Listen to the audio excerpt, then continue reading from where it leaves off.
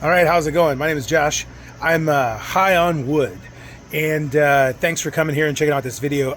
What's going to follow is probably just a couple minutes. It is the strangest epoxy project I've done yet.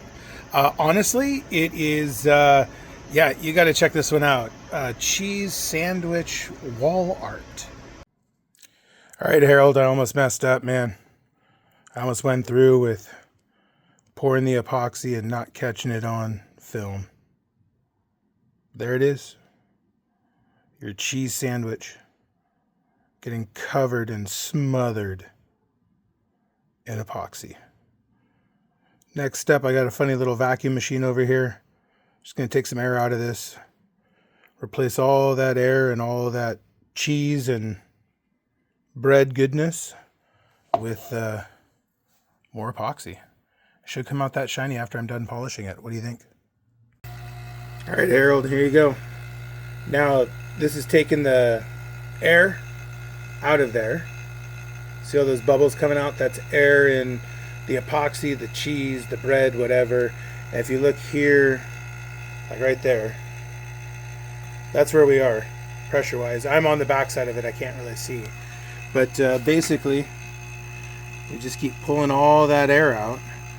And then what I'll do is I'll keep pausing it, and I'll basically release the pressure or the vacuum on this, and what will happen is regular pressure will push the epoxy 10 pounds per square inch back into all those areas where the air just left, right? So there's no more resistance to the epoxy going in after you take the air out of the area, right? And so you shut the vacuum off, then you release and you bring in pressure, and you'll see all that epoxy kind of dip down.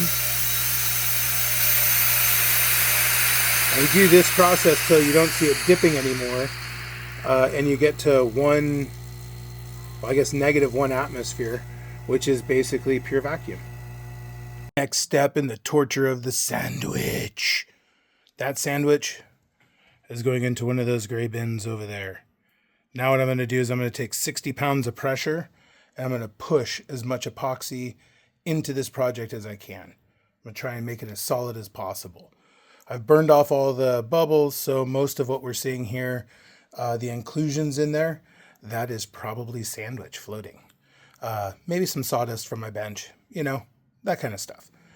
So that's where we're headed next, and it'll stay in there until tomorrow. And then probably by Sunday afternoon, I'll be able to demold it, which is taking this plastic off, which really is just the top of a lunch container. And once we do that, basically I'll sand it, I'll polish it, and Monday morning you'll have it. Well, there it is. The big cheese sandwich. It's got a little discoloration in it. I don't know if that's just because of how the epoxy went in and what happened to it, or if that's just, yeah, maybe it's just going to slowly rot on the inside. I don't know. Harold, you get to find out.